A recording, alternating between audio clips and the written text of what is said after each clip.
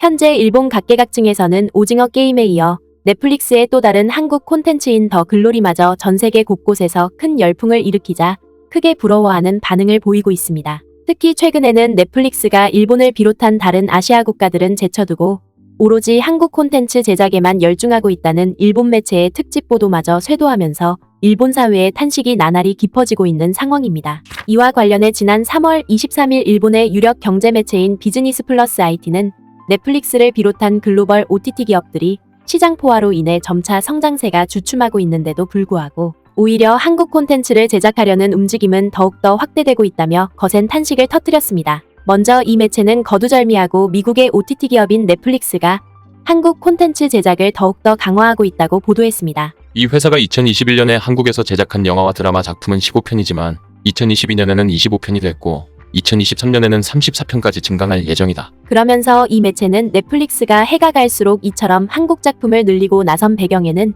크게 두 가지 이유 때문이라고 보도했습니다. 바로 넷플릭스의 경영 전략과 한국 콘텐츠의 뛰어난 가성비가 절묘하게 맞아떨어졌기 때문이라는 것입니다. 그도 그럴 것이 일본 매체는 넷플릭스를 통해 제작되는 한국 콘텐츠는 전체 제작비에 있어서 5%에 남짓하지만 수익적인 측면에서는 다른 콘텐츠보다 월등한 수준을 자랑한다고 전했습니다. 이는 당장 2021년 9월에 개봉한 오징어 게임만 하더라도 무려 94개국에서 랭킹 1위에 올랐고 총 시청 시간 또한 송출 시작 이후 16억 5,045만 시간을 넘는 기업마저 토하면서 넷플릭스 사상 최대의 히트를 기록했다는 것입니다. 그리고 최근에는 대한민국 톱배우인 송혜교가 주인공을 맡은 더 글로리 역시도 2022년 12월 30일에 방영이 개시되자마자 곧바로 넷플릭스 글로벌 톱10에 진입했을 뿐만 아니라 급기야 방영 시작 2주차인 1월 2일에는 8,248만 시청시간을 기록하면서 영어를 제외한 언어 프로그램에서 가장 많이 시청된 것으로 화제가 되기도 했습니다. 따라서 일본 매체는 오징어 게임과 더 글로리를 비롯해 넷플릭스에서 배포되는 대다수의 한국 작품은 글로벌 시장을 의식해 제작됨으로써 세계적인 한류 열풍에 힘입어 잇따라 데이트작을 만들어내고 있다고 보도했습니다. 특히 이 매체는 현재 넷플릭스를 구독하는 회원들의 한국 작품 시청 비율만 놓고 보더라도 왜 넷플릭스가 그토록 한국 작품에 올인하는지 여실히 확인할 수 있다고 보도했습니다. 2022년에는 전체 구독 회원의 60%가 한국 작품을 시청했다고 한다. 이에 맞추듯 넷플릭스가 한국 작품에 쏟아붓는 제작비도 만만치 않다. 2016년부터 5년간 7억 달러를 쓴 것으로 알려졌지만 2021년에는 1년에만 5억 달러를 썼고 2022년에는 그 이상을 썼다고 한다. 제작 편수가 늘어나는 2023년은 더 증액될 것이다. 그리고 일본 매체는 넷플릭스가 일본 콘텐츠 제작은 철저하게 외면하면서도 한국 콘텐츠 제작에 이처럼 열과 성을 다하는 배경에는 한국 제작진들의 뛰어난 연출력 말고도 정부의 지원이라는 또 다른 요인이 자리 잡고 있기 때문이라고 보도했습니다. 실제로 이 매체는 영국 매체인 파이낸셜 타임스가 보도한 바에 따르면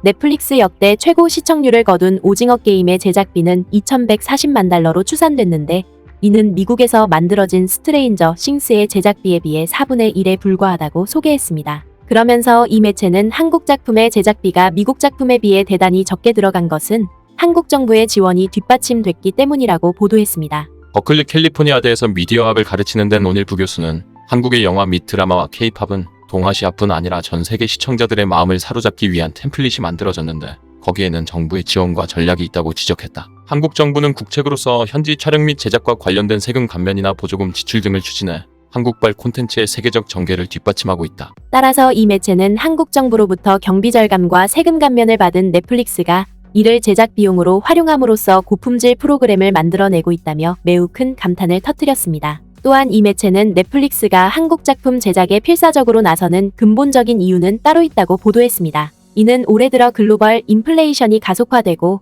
여기에 더해 북미 지역 회원들의 탈퇴에 더해 디즈니를 비롯한 여러 경쟁자들이 속속 등장함에 따라 OTT 시장의 성장이 크게 둔화되자 넷플릭스가 한국 콘텐츠를 중심으로 한 아시아 시장 석권에 필사적으로 나설 수밖에 없는 상황이 전개되고 있다는 것입니다. 실제로 이 매체는 OTT 기업들의 경쟁이 나날이 격화됨에 따라 이에 따른 제작비 상승이 눈덩이처럼 불어나고 있다고 보도했습니다. 그리고 이러한 현상은 결과적으로 OTT 기업들의 수익성을 크게 악화시키고 있을 뿐만 아니라 이로 인해 오리지널 콘텐츠 제작을 주저하게 하는 상황이 벌어짐으로써 결국 회원 감소로 이어지는 악순환이 거듭되고 있다는 것입니다. 특히 이 매체는 2021년에 공개된 미국 콘텐츠 중 40%가 OTT 기업들이 자체적으로 제작한 콘텐츠였는데 2022년에는 이보다 훨씬 높은 50%까지 이르렀다고 보도했습니다. 그러면서 일본 매체는 북미 시장이 포화된 상태에서 자체 콘텐츠 제작 경쟁을 극심하게 펼쳐온 OTT 기업들로서는 제작비 부담이 상당히 클 수밖에 없다고 보도했습니다.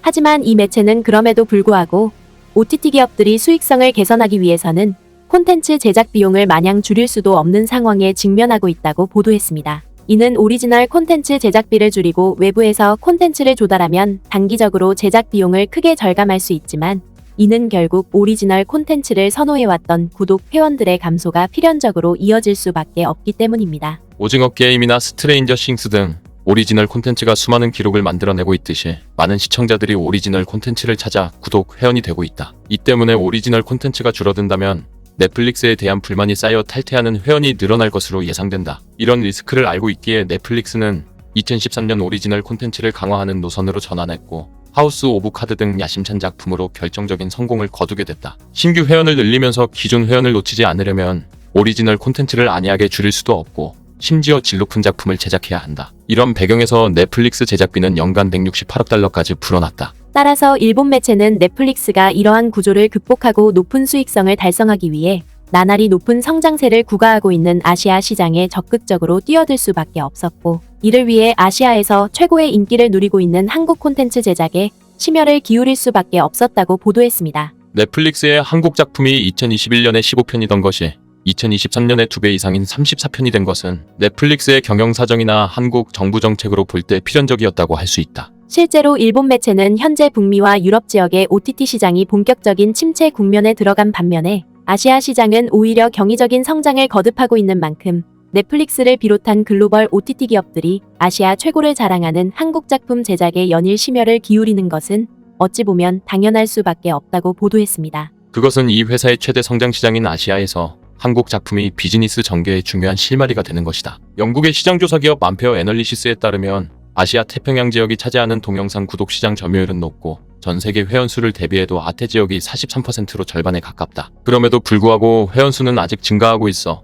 이미 포화 상태에 가까워지는 북미나 서유럽과는 달리 성장의 여지가 있는 것은 틀림없다. 이런 핫한 아시아 시장을 공략하기 위해 미국 디즈니의 디즈니 플러스와 미국 아마존의 프라임 비디오 등과 같은 경쟁자들이 아시아 전개를 가속화하고 있다. 더욱이 인도에서는 매월 구독 요금이 불과 1달러 미만이라는 경쟁마저 벌어졌고 중국에서도 미국의 스트리밍 기업들이 호시탐탐 점유율 확대를 노리고 있다. 한편 넷플릭스는 아시아 태평양 지역에 거주하는 회원이 전체 회원 중 15%에 불과하며 매출 또한 세계 전체 10%에 이를 정도로 아시아 시장을 공략하지 못하고 있다. 이를 위해 넷플릭스는 지난 2월에 베트남과 인도네시아를 비롯해 태국과 필리핀 등 저소득 국가에서 베이직 시청 요금을 최대 50% 인하하는 등 시청 요금을 전략적으로 변경했다. 무엇보다 이 같은 아태 지역 시청자들은 한국 작품 시청을 선호하는 경향이 강하다. 싱가포르 시장 조사 기업인 미디어 파트너스 아시아가 2022년에 아시아 태평양 지역 10개국에서 진행한 연중 연구에 따르면 이들 국가의 동영상 스트리밍 시청률에서 한국 작품이 30%를 차지했다. 앞으로도 아시아권 시청자들의 마음을 사로잡으려면 한국 작품 강화가